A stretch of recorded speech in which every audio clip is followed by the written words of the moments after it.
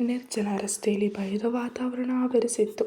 ಮಳೆ ಅಬ್ಬರಿಸಿತ್ತು. ಕಡುಕತ್ತಲ ರಾತ್ರಿಯಲ್ಲಿ ಮೋಡಗಳ ಗುಡುಗು ಒಂದು ಭಯಾನಕ ವಾತಾವರಣವನ್ನು ಸೃಷ್ಟಿಸಿತ್ತು. ಸುಮಾರು 22 ವರ್ಷದ ಹುಡುಗಿ ದೀಕ್ಷಾ ಓಡ್ತಿದ್ಲು.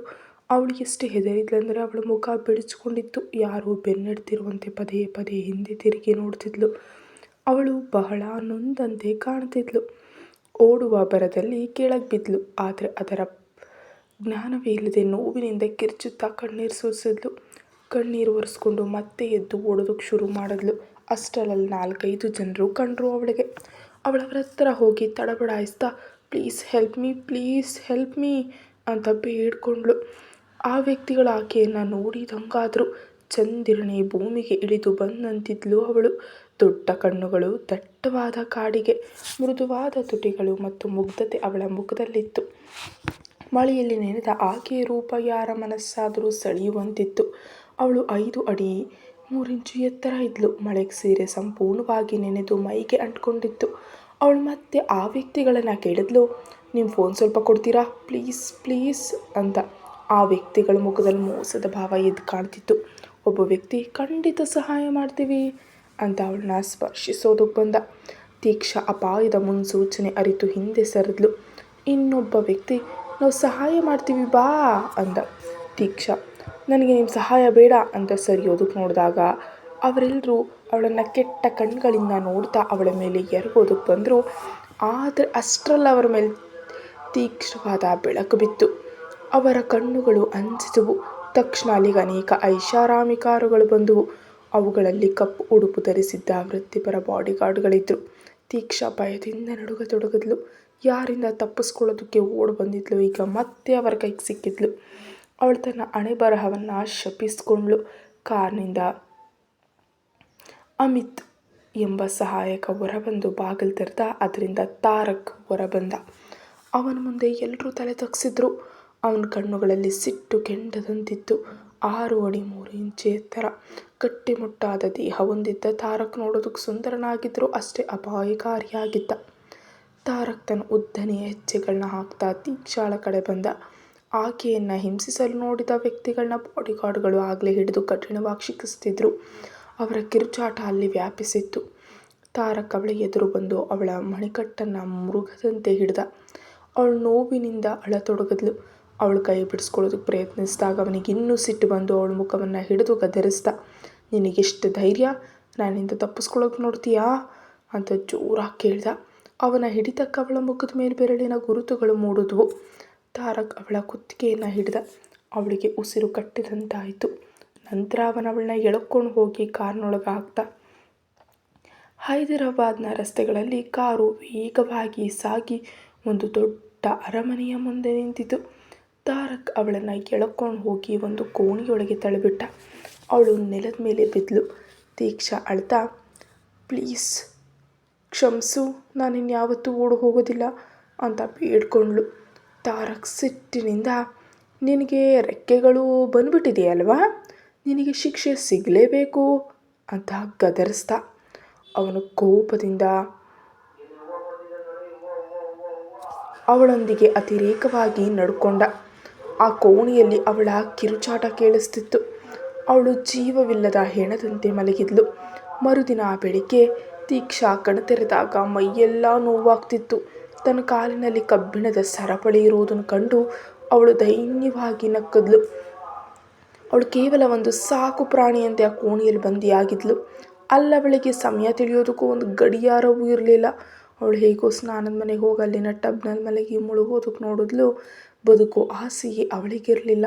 ಅಷ್ಟರಲ್ಲಿ ತಾರಕ್ ಸಿಟ್ಟಿನಿಂದ ಬಂದು ಅವಳನ್ನ ಎತ್ಕೊಂಡ.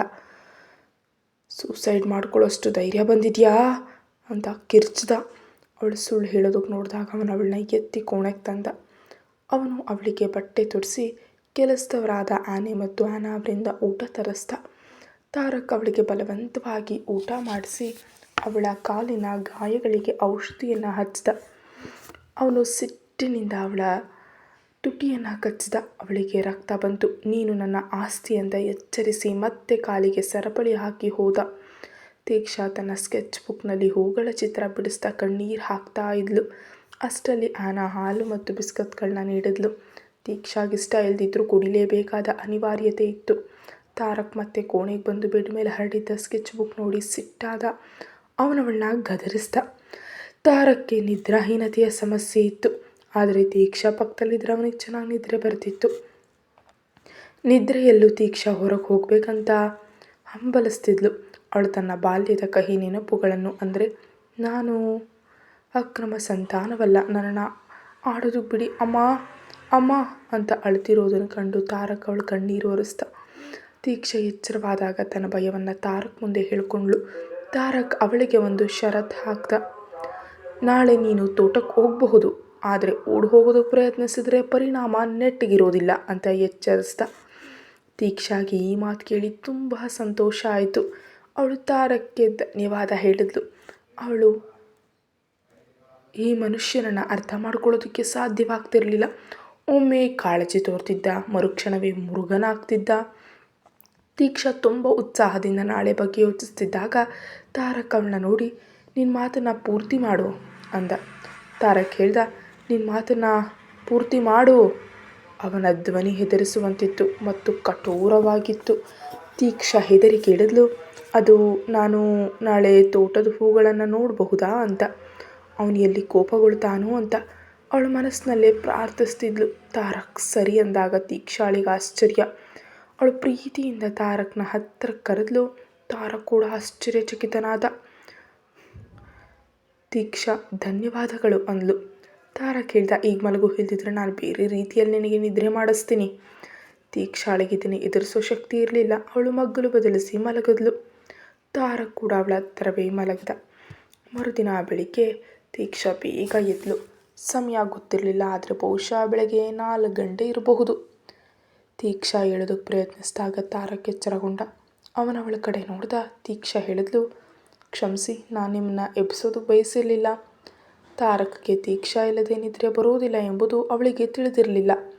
ತಾರಕ್ ಕಠೋರವಾಗಿ ಕೇಳ್ದ, ನಿನಗೇನಾಗಿದೆ? ದೀಕ್ಷಾ ಹೇಳಿದ್ಲು, ನನಗೆ ಸೂರ್ಯೋದಯ ನೋಡಬೇಕು. ಅವಳ ಮುಖದಲ್ಲಿ ಸಂತೋಷ ಎದ್ದು ಕಾಣ್ತಿತ್ತು. ತಾರಕ್ ಕೂಡ ಎದ್ದು ಕೂತ. ದೀಕ್ಷಾಳಿಗೆ ಮೈಕೈ ನೋವಿತ್ತು. ಅವಳ ದೇಹಕ್ಕೆ ತುಂಬ ಆಯಾಸವಾಗಿತ್ತು. ಅವಳು ತಾರಕ್ನತ್ತ ನೋಡಿದ್ಲು. ಅವಳು ಹೊದಿಕೆಯನ್ನು ಸುತ್ತಕೊಂಡು ಏಳೋದಕ್ಕೆ ಪ್ರಯತ್ನಿಸಿದ್ಲು. ಆಗ ತಾರಕ್ ಅವಳನ್ನ ತನ್ನತ್ತ ಎಳೆದ. ದೀಕ್ಷಾಳ ಮೈ ಮೇಲಿನ ಹೊದಿಕೆ ಸರಿಯಿತು. ಅವಳ ಮೇಲೆ ತನ್ನ ಕಠೋರ ವರ್ತನೆಯ ಗುರುತುಗಳು ಕಾಣಿಸ್ತಿದ್ವು. ಕುತ್ತಿಗೆ ಮತ್ತು ಭುಜದ ಮೇಲೆ ನೀಲಿ ಗಾಯದ ಗುರುತುಗಳಿದ್ವು. ಅವಳ ಮೃದುವಾದ ಚರ್ಮದ ಮೇಲೆ ತಾರಕ್ನ ಬೆರಳುಗಳ ಅಚ್ಚು ಅಳಿಯದಂತಿತ್ತು. ತಾರಕ್ನ ನೋಟ ಅಲ್ಲಿಯೇ ನೆಟ್ಟಿತ್ತು. ಅವಳು ಸಂಪೂರ್ಣವಾಗಿ ಅವನವಳು ಎಂಬ ಭಾವನೆ ತಾರಕ್ನ ಕಣ್ಣುಗಳಲ್ಲಿ ಮೂಡಿತು. ದೀಕ್ಷಾ ಕೂಡ ಅವನ ಕಣ್ಣುಗಳನ್ನು ನೋಡಿದ್ಲು ಮತ್ತು ಕೂಡಲೇ ತನ್ನ ದೇಹವನ್ನು ಮುಚ್ಚಿಕೊಂಡ್ಳು. ಇವನು ಈಗಲೇ ಶುರು ಮಾಡಿದ್ರೆ ತಾನು ಸೂರ್ಯೋದಯ ನೋಡೋದು ಕಷ್ಟ ಅಂತ ಅವಳಿಗೆ ತಿಳಿದಿತ್ತು. ಅವಳು ಹಾಸಿಗೆಯಿಂದ ಎದ್ಲು. ಅವಳಿಗೆ ನಡೆಯೋದಕ್ಕೂ ತುಂಬ ಕಷ್ಟ ಆಗ್ತಿತ್ತು. ತಾರಕ್ ಕೂಡ ಎದ್ದು ಅವಳನ್ನ ಎತ್ಕೊಂಡು ಸ್ನಾನದ ಕೋಣೆಯತ್ತ ನಡೆದ. ದೀಕ್ಷಾ ಆತಂಕದಿಂದ ಅವನ ಮುಖ ನೋಡಿದ್ಲು. ತಾರಕ್ ಕಠೋರವಾಗಿ ಕೇಳ್ದ, ನನ್ನಿಂದ ತಪ್ಪಿಸ್ಕೊಳ್ಳೋದಕ್ಕೆ ನೋಡ್ತಿದ್ಯಾ? ದೀಕ್ಷಾ ಎದುರ್ತಾ ಹೇಳಿದ್ಲು, ಇಲ್ಲ ಇಲ್ಲ, ನಾನು ಜಸ್ಟ್ ಸನ್ರೈಸ್ ನೋಡೋದಕ್ಕೆ ಬೇಗ ಸ್ನಾನ ಮಾಡ್ಬೇಕಂದ್ಕೊಂಡೆ ಅಷ್ಟೇ. ತಾರಕ್ ಸಂಶಯದಿಂದ ಅವಳನ್ನ ನೋಡ್ತಾ ಅವಳನ್ನು ಬಾತ್ ಟಬ್ಗೆ ಕೂರಿಸ್ದ. ಬಾತ್ ಟಬ್ನಲ್ಲಿ ನೀರು ತುಂಬಿಕೊಂಡಿತು.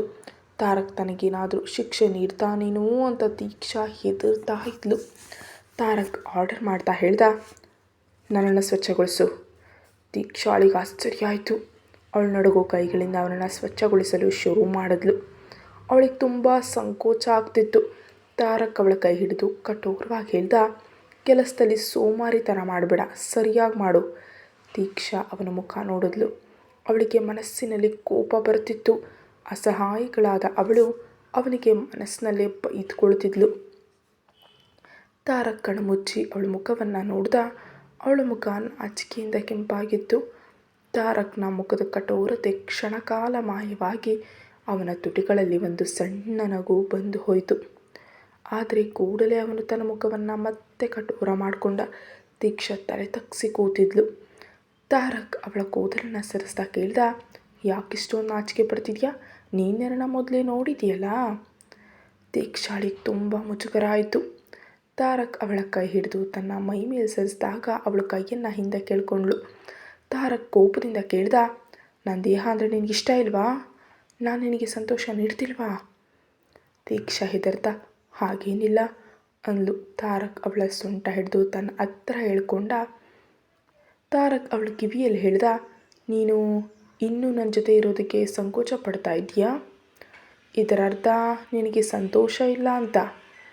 ದೀಕ್ಷಾ ನಾನು ಸಂತೋಷವಾಗಿದ್ದೀನಿ ಅಂತ ಸುಳ್ಳು ಹೇಳಿದ್ಲು. ಆದರೆ ಅವಳ ಮನಸ್ಸಿನಲ್ಲಿ ಹೌದು, ನಾನು ಸಂತೋಷವಾಗಿಲ್ಲ. ನೀನು ನನ್ನ ಅನುಮತಿ ಇಲ್ಲದೆ ನನ್ನನ್ನು ಬಳಸ್ಕೊಳ್ತಿದ್ಯಾ, ನನ್ನ ಪ್ರಾಣ ಉಸಿರುಗಡ್ತಿದೆ ಅಂತ ಕಿರ್ಚಬೇಕು ಅನ್ನಿಸ್ತಿತ್ತು. ತಾರಕ್ ಅವಳಿಗೆ ಹತ್ತಿರವಾದ.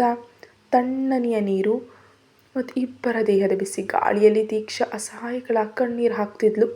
ಅವಳವನ್ನು ದೂರ ತಳ್ಳೋದಕ್ಕೆ ಪ್ರಯತ್ನಿಸಿದ್ಲು. ಆದರೆ ತಾರಕ್ ಅವಳ ಕೈಗಳನ್ನ ಹಿಡಿದು ತನ್ನ ಹಠವನ್ನು ಪೂರೈಸ್ಕೊಂಡ. ಸ್ವಲ್ಪ ಸಮಯದ ನಂತರ ಇಬ್ಬರು ಹೊರಗೆ ಬಂದರು. ದೀಕ್ಷಾ ಡ್ರೆಸ್ಸಿಂಗ್ ರೂಮ್ಗೆ ಹೋಗಿ ಕಪ್ಪು ಬಣ್ಣದ ಸೀರೆ ಉಟ್ಕೊಂಡು ಹೊರಗೆ ಬಂದಳು. ಅವಳು ತುಂಬ ಸುಂದರವಾಗಿ ಕಾಣ್ತಿದ್ಲು. ಆದರೆ ಆಯಾಸ ಅವಳ ಮುಖದಲ್ಲಿತ್ತು. ತಾರಕ್ ಬಟ್ಟೆ ಧರಿಸಿ ಅವಳನ್ನೇ ದಿಟ್ಟಿಸಿ ನೋಡ್ತಿದ್ದ. ಒಬ್ಬ ಹುಡುಗಿ ನನ್ನನ್ನು ದಾರಿ ತಪ್ಪಿಸೋದಕ್ಕೆ ಸಾಧ್ಯ ಇಲ್ಲ ಅಂತ ಮನಸ್ಸಿನಲ್ಲಿ ಅಂದ್ಕೊಂಡು ತನ್ನ ಮುಖವನ್ನು ಕಲ್ಲಂತೆ ಮಾಡಿಕೊಂಡ ತಾರಕ್. ದೀಕ್ಷಾ ಮೆಲ್ಲಗೆ ಹೇಳಿದ್ಲು, ಈಗ ನಾನು ಹೊರಗೆ ಹೋಗಬಹುದಾ? ತಾರಕ್ ತಲೆಯಾಡಿಸಿ ಸಮ್ಮತಿಸ್ದ. ದೀಕ್ಷಾಳಿಗೆ ತುಂಬ ಸಂತೋಷ ಆಯಿತು. ಅವಳು ಬಾಗಿಲಿನ ಹತ್ತ ನಡೆದಾಗ ತಾರಕ್ನ ಗಟ್ಟಿಯಾದ ಧ್ವನಿ ಕೇಳಿಸ್ತು, ನಿಲ್ಲು. ದೀಕ್ಷಾ ಹೆದರಿ ಅಲ್ಲೇ ನಿಂತಳು. ತಾರಕ್ ಅವಳ ಹತ್ರ ಬಂದು ಎಚ್ಚರಿಸ್ದ, ಯಾವುದಾದ್ರೂ ಬುದ್ಧಿವಂತಿಕೆ ಮಾಡೋದಕ್ಕೆ ನೋಡಿದ್ರೆ ಹುಷಾರ್. ದೀಕ್ಷಾ ಕಣ್ಣೀರಾಗ್ತಾ ತಲೆಯಾಡಿಸಿದ್ಲು. ತಾರಕ್ ಅಲ್ಲಿಂದ ಆಫೀಸ್ಗೆ ಹೊರಟು ಹೋದ. ನಂತರ ದೀಕ್ಷಾ ಕೂಡ ಕೋಣೆಯಿಂದ ಹೊರಗೆ ಬಂದಳು. ಅವಳಿಗೆ ಸಹಾಯ ಮಾಡೋದಕ್ಕೆ ಆನಾ ಮತ್ತು ಆನಿ ಕಾಯ್ತಿದ್ರು. ಅವಳನ್ನ ನೋಡ್ಕೊಳ್ಳಲೆಂದೇ ಅವ್ರನ್ನ ನೇಮಿಸಲಾಗಿತ್ತು. ದೀಕ್ಷಾ ಅವರಿಗೆ ಒಂದು ಕಿರುನಗೆ ನೀಡಿದ್ಲು. ಆನಾ ಅವಳನ್ನ ತೋಟದ ಕಡೆ ಕರ್ಕೊಂಡು ಹೋದ್ಲು. ಸುಮಾರು 1 ವರ್ಷದ ನಂತರ ದೀಕ್ಷಾ ಕೋಣೆಯಿಂದ ಹೊರಗೆ ಬರ್ತಿರೋದನ್ನು ನೋಡಿ ಅವರಿಗೂ ಆಶ್ಚರ್ಯವಾಯಿತು. ತೋಟ ತುಂಬ ಸುಂದರವಾಗಿತ್ತು. ಬಣ್ಣ ಬಣ್ಣದ ಹೂಗಳಿದ್ವು. ದೀಕ್ಷಾ ಆ ಇಬ್ಬರ ಹೆಸರನ್ನು ಕೇಳಿದ್ಲು. ಇವರು ತಮ್ಮ ಹೆಸರನ್ನು ಪರಿಚಯಿಸಿಕೊಂಡ್ರು. ದೀಕ್ಷಾ ಸಮಯ ಕೇಳಿದಾಗ ಆನಾ ಹೇಳಿದ್ಲು, ಕ್ಷಮಿಸಿ ಮೇಡಮ್, ನಿಮಗೆ ಸಮಯವನ್ನು ಹೇಳಬಾರ್ದು ಅಂತ ಸರ್ ನಮಗೆ ಆಜ್ಞೆ ಮಾಡಿದ್ದಾರೆ. ದೀಕ್ಷಾಳ ಮುಖದಲ್ಲಿ ನೋವಿನ ನಗು ಮೂಡಿತು. ಅವಳು ಅಳುವನ್ನು ತಡ್ಕೊಂಡು ತೋಟದಲ್ಲಿ ಸುತ್ತಾಡಿದ್ಲು. ಅಲ್ಲಿನ ಕಾರಂಜಿನ ಮತ್ತು ಹೂಗಳನ್ನು ನೋಡಿ ಅವಳು ಸ್ವಲ್ಪ ನಿರಾಳವಾದ್ಲು. ಹಕ್ಕಿಗಳ ಚಿಲಿಪಿಲಿ ಕೇಳಿ ಅವಳು ಆಕಾಶ ನೋಡಿದ್ಲು. ಸೂರ್ಯೋದಯ ಅದ್ಭುತವಾಗಿತ್ತು. ಅಲ್ಲಿಗೆ ಕೆಲವು ಸಾಕು ನಾಯಿಗಳು ಬಂದವು. ಅವು ದೀಕ್ಷಾಳನ್ನು ನೋಡಿ ಮೊದಲು ಬೊಗಳಿದ್ವು. ಆದರೆ ದೀಕ್ಷಾ ಹೆದರದೆ ಅವುಗಳ ತಲೆ ಸವರಿದಾಗ ಅವು ಬಾಲ ಅಲ್ಲಾಡಿಸ್ತಾ ಅವಳ ಜೊತೆ ಆಟ ಆಡತೊಡಗಿದವು. ಇತ್ತ ಆಫೀಸ್ನಲ್ಲಿ ಕೂತಿದ್ದ ತಾರಕ್ ತನ್ನ ಲ್ಯಾಪ್ಟಾಪ್ನಲ್ಲಿ ತೋಟದ ದೃಶ್ಯಗಳನ್ನ ನೋಡ್ತಿದ್ದ. ದೀಕ್ಷಾ ನಾಯಿಗಳ ಜೊತೆ ನಗ್ತಾ ಆಟ ಆಡ್ತಿರೋದನ್ನು ಕಂಡು ಅವನ ಕೋಪ ಮಿತಿ ಮೀರಿತು. ಅವನು ತಕ್ಷಣ ಮನೆಗೆ ಬಂದ. ಅವನ ಜೊತೆ ಮ್ಯಾನೇಜರ್ ಅಮಿತ್ ಕೂಡ ಇದ್ದ. ತಾರಕ್ ನೇರವಾಗಿ ತೋಟಕ್ಕೆ ಬಂದು ದೀಕ್ಷಾ ಎದುರು ನಿಂತ. ದೀಕ್ಷಾ ಹೆದರಿ ಎದ್ದು ನಿಂತಳು. ತಾರಕ್ ನೀರಿನ ಪೈಪ್ ಎತ್ಕೊಂಡು ದೀಕ್ಷಾಳ ಮೇಲೆ ನೀರು ಹಾಕೋದಕ್ಕೆ ಶುರು ಮಾಡ್ದ. ದೀಕ್ಷಾ ಚಳಿಯಿಂದ ನಡುಗ್ತಿದ್ರು. ಅವನು ನೀರು ಹಾಕೋದನ್ನು ನಿಲ್ಲಿಸಲಿಲ್ಲ. ಅಮಿತ್ ತನ್ನ ಬಾಸ್ ಎಷ್ಟು ಕ್ರೂರಿ ಅಂತ ಆಲೋಚಿಸ್ತಾ ದೂರ ನಿಂತಿದ್ದ. ದೀಕ್ಷಾ ಚಳಿಯಿಂದ ನಡುಗ್ತಾ ಇರೋದನ್ನು ಕಂಡು ಅವನು ಪೈಪ್ ಎಸ್ದ ಮತ್ತು ಸೆಕ್ಯೂರಿಟಿ ಗಾರ್ಡ್ಗಳನ್ನ ಕರೆದು, ಈ 2 ನಾಯಿಗಳನ್ನ ಇಲ್ಲಿಂದ ಕರ್ಕೊಂಡು ಹೋಗಿ, ಇವು ನನಗೆ ಮತ್ತೆ ಕಾಣಿಸ್ಬಾರ್ದು ಅಂತ ಕಿರ್ಚಿದ. ತಾರಕ್ ಅವಳ ಕೈ ಹಿಡಿದು ಕೋಣೆಯೊಳಗೆ ಎಳ್ಕೊಂಡು ಹೋದ. ದೀಕ್ಷಾ ಅಳ್ತಾ, ನಾನು ಏನು ತಪ್ಪು ಮಾಡಿಲ್ಲ ಅಂತ ಬೇಡ್ಕೊಂಡ್ರು. ಅವನು ಕೇಳಲಿಲ್ಲ. ಕೋಣೆಯೊಳಗೆ ಕರೆದೊಯ್ದು ಬಾಗಿಲನ್ನು ಜೋರಾಗಿ ಮುಚ್ಚಿದ. ಅವಳನ್ನ ಗೋಡೆಗೆ ಅದುಮಿದ. ತಾರಕ್ ಅವಳ ಮೇಲೆ ಬಲವಂತವಾಗಿ ತನ್ನ ಹಕ್ಕನ್ನು ಚಲಾಯಿಸಿದ. ದೀಕ್ಷಾ ಅವನನ್ನು ದೂರ ತಳ್ಳೋದಕ್ಕೆ ಪ್ರಯತ್ನಿಸಿದಾಗ ಅವನ ಕೋಪ ಇನ್ನೂ ಹೆಚ್ಚಾಯಿತು. ನನ್ನ ಮೇಲೆ ಕೈ ಮಾಡ್ತೀಯಾ? ನಿಂಗೆ ತುಂಬ ಧೈರ್ಯ ಬಂದಿದೆ ಅಂತ ಗರ್ಜಿಸ್ದ. ದೀಕ್ಷಾ ಅಳ್ತಾ ಕ್ಷಮೆ ಕೇಳಿದ್ರು. ಅವನು ಕೇಳಲಿಲ್ಲ. ಅವನು ಕೋಣೆಯಿಂದ ಹೊರಬಂದು ಬಾಗಿಲು ಹಾಕ್ದ. ದೀಕ್ಷಾ ನೆಲದ ಮೇಲೆ ಕೂತು ಜೋರಾಗತ್ಲು. ಅವಳ ತಂದೆಯೇ ಅವಳನ್ನು ಈ ಮನುಷ್ಯನಿಗೆ ಮಾರಿಬಿಟ್ಟಿದ್ರು. ಅವಳು ಕೇವಲ ಒಂದು ಆಟದ ವಸ್ತುವಾಗಿ ಉಳಿದಿದ್ಲು.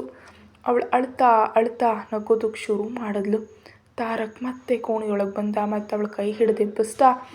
ದೀಕ್ಷಾ ಅವನ ಕೈಯನ್ನು ಕೊಡಬದ್ಲು. ತಾರಕ್ ಅವಳ ಕೂದಲನ್ನು ಹಿಡಿದು ಎಳೆದು ಗೋಡೆಗೆ ಹಚ್ಚಿದ.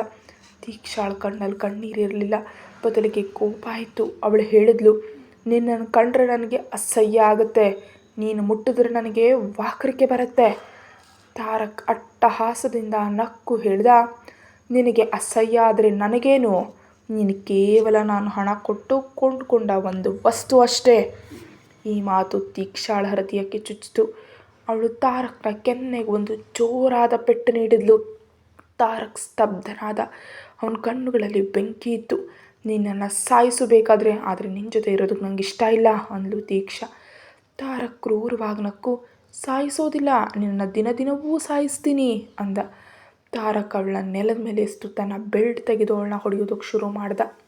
ತೀಕ್ಷಾಳ ಕಿರುಚಾಟ ಇಡೀ ಕೋಣೆಯಲ್ಲಿ ಮೊಳಗ್ತು. ಅವನ ಕೈ ನೋವಾದ್ಮೇಲೆ ಅವನು ನಿಲ್ಲಿಸ್ದ. ಅವಳ ಮೈ ಮೇಲೆ ಬೆಲ್ಟ್ನಿಂದ ಹೊಡೆದ ಗುರುತುಗಳು ಇಲಿಗಟ್ಟದ್ವು. ತಾರಕ್ ಹೊರಗೋಗಿ ಸ್ವಲ್ಪ ಸಮಯದ ನಂತರ ಒಂದು ಟ್ಯಾಟೂ ಮೆಷಿನ್ ಹಿಡಿದು ಬಂದ. ತೀಕ್ಷಾ ಹೆದರಿ ಹಿಂದೆ ಹೋದ್ಲು. ತಾರಕ್ ಅವಳನ್ನ ಗಟ್ಟಿಯಾಗಿ ಹಿಡ್ಕೊಂಡು ಹೇಳ್ದ, ನನ್ನ ಹೆಸರು ನಿನ್ನ ದೇಹದ ಮೇಲೆ ಯಾವಾಗಲೂ ಇರಬೇಕು. ಅವಳ ಸೀರೆ ಮೇಲ್ಭಾಗವನ್ನು ಸರಿಸಿ ಅಲ್ಲಿ ಅವಳಿಗೆ ಟ್ಯಾಟೂ ಮಿಷಿನಿಂದ ತನ್ನ ಹೆಸರನ್ನು ಕೆತ್ತೋದಕ್ಕೆ ಆರಂಭಿಸ್ದ. ತೀಕ್ಷಾ ನೋವಿನಿಂದ ಕಿರ್ಚಿದ್ಲು ಮತ್ತು ಕೊನೆಗೆ ಪ್ರಜ್ಞೆ ತಪ್ಪಿದ್ಲು. ಸಂಜೆ ಹೊತ್ತಿಗೆ ತೀಕ್ಷಾಳಿಗೆ ಪ್ರಜ್ಞೆ ಬಂದಾಗ ಅವಳು ಹಾಸಿಗೆ ಮೇಲಿದ್ಲು. ತನ್ನ ಎದೆ ಭಾಗದಲ್ಲಿ ವಿಪರೀತ ನೋವಿತ್ತು. ಅವಳು ಎದ್ದು ಸ್ನಾನದ ಕೋಣೆಗೆ ಹೋಗಿ ಕನ್ನಡಿ ಮುಂದೆ ನಿಂತಲು. ತನ್ನ ಹೆಸರಿನ ಮೇಲೆ ಕೆತ್ತಲ್ಪಟ್ಟ ತಾರಕ್ ಎಂಬ ಹೆಸರನ್ನು ಕಂಡು ಅವಳು ರೋಧಿಸಿದ್ಲು. ಆ ಹೆಸರನ್ನು ಅಳಿಸೋದಕ್ಕೆ ಪ್ರಯತ್ನಿಸಿದ್ಲು, ಆದರೆ ರಕ್ತ ಬರ್ತಿತ್ತೆ ಹೊರತು ಹೆಸರು ಹೋಗ್ತಿರ್ಲಿಲ್ಲ. ತಾರಕ್, ನಿನ್ನನ್ನು ನಾನು ದ್ವೇಷಿಸ್ತೀನಿ ಅಂತ ಅವಳು ಪ್ರತಿಜ್ಞೆ ಮಾಡಿದ್ಲು. ತೀಕ್ಷಾ ಕನ್ನಡಿಯಲ್ಲಿ ಒಡೆದು ಹಾಕಿದ್ಲು. ಆಗ ತಾರಕ್ ಅಲ್ಲಿಗೆ ಬಂದ ಮತ್ತು ಅವಳನ್ನ ಹಿಂದಿನಿಂದ ತಪ್ಪಿಕೊಂಡ. ತೀಕ್ಷಾ ಅವನ ಕಣ್ಣಲ್ಲಿ ಕಣ್ಣಿಟ್ಟು ನೋಡಿದ್ಲು. ತಾರಕ್ ನಗ್ನಗ್ತಾ ಹೇಳ್ದ, ಓಹೋ, ಪಕ್ಷಿ ಹಾರೋದು ಕಲ್ತಿದೆ ಅನಿಸುತ್ತೆ. ತೀಕ್ಷಾ ಹೇಳಿದ್ಲು, ಪಕ್ಷಿಯನ್ನು ಕೆಲವು ಕಾಲ ಪಂಜರದಲ್ಲಿ ಇಡಬಹುದು, ಆದರೆ ಅದು ಹಾರೋದನ್ನು ಮರೆಯೋದಿಲ್ಲ ಮಿಸ್ಟರ್ ತಾರಕ್. ತಾರಕ್ ಅವಳ ಕುತ್ತಿಗೆಯನ್ನು ಹಿಡಿದು ಹತ್ತಿರ ಕೆಳ್ಕೊಂಡ. ತೀಕ್ಷಾ ಅವನಿಗೆ ಕೈಗೆ ಕಚ್ಚಿದ್ಲು. ತಾರಕ್ ಅವಳ ತುಟಿಗಳ ಮೇಲೆ ಕಚ್ಚಿ ರಕ್ತ ಬರುವಂತೆ ಮಾಡ್ದ. ತೀಕ್ಷಾ ಅವನ್ನ ದೂಡಿ ಹೊರಗೆ ಬಂದ್ಲು. ಅವಳು ತನ್ನ ಬಟ್ಟೆಗಳನ್ನ ಪ್ಯಾಕ್ ಮಾಡೋದಕ್ಕೆ ಶುರು ಮಾಡಿದ್ಲು. ತಾರಕ್ ಅದನ್ನು ನೋಡಿ ಅವಳ ಬ್ಯಾಗನ್ನು ಎಸ್ದ ಮತ್ತು ಅವಳನ್ನ ಹಾಸಿಗೆ ಮೇಲೆ ದೂಡಿ ಬಲವಂತ ಮಾಡ್ದ. ತೀಕ್ಷಾ ಅಸಹಾಯಕಳಾಗಿ ಬಿದ್ದಿದ್ಲು. ತಾರಕ್ ಹೇಳ್ದ, ನೀನು ಕೇವಲ ನನ್ನ ಸಾಕು ಪ್ರಾಣಿ ಅಷ್ಟೇ. ತೀಕ್ಷಾ ನೋವಿನಿಂದ ಕಣ್ಣು ಮುಚ್ಕೊಂಡ್ಳು. ತಾರಕ್ ಅವಳನ್ನ ಬಳಸ್ಕೊಂಡು ಹೊರಗೆ ಹೋದ. ತಾರಕ್ ಮದ್ಯಪಾನದ ಬಾಟಲಿನೇ ಎತ್ಕೊಂಡು ಒಂದೇ ಸಮನೆ ಕುಡಿದು ಅದನ್ನು ನೆಲಕ್ಕೆ ಎಸ್ದ. ಇವಳು ನನ್ನವಳು, ಎಲ್ಲಿಗೆ ಹೋಗೋದಕ್ಕೂ ಬಿಡೋದಿಲ್ಲ ಅಂತವನು ಗರ್ಜಿಸ್ದ. ತೀಕ್ಷಾ ಇವನಿಂದ ತಪ್ಪಿಸ್ಕೊಳ್ಳೋದಕ್ಕೆ ಸಾಧ್ಯವಾ? ಅವಳ ಜೀವನ ಮುಂದೇನಾಗುತ್ತೆ ನೋಡೋಣ. ಕತೆ ಮುಂದುವರಿಯುತ್ತೆ. Thank you. ಹೆಚ್ಚಿನ ವಿಡಿಯೋಗಾಗಿ ಚಾನಲ್ಗೆ ಸಬ್ಸ್ಕ್ರೈಬ್ ಮಾಡಿ.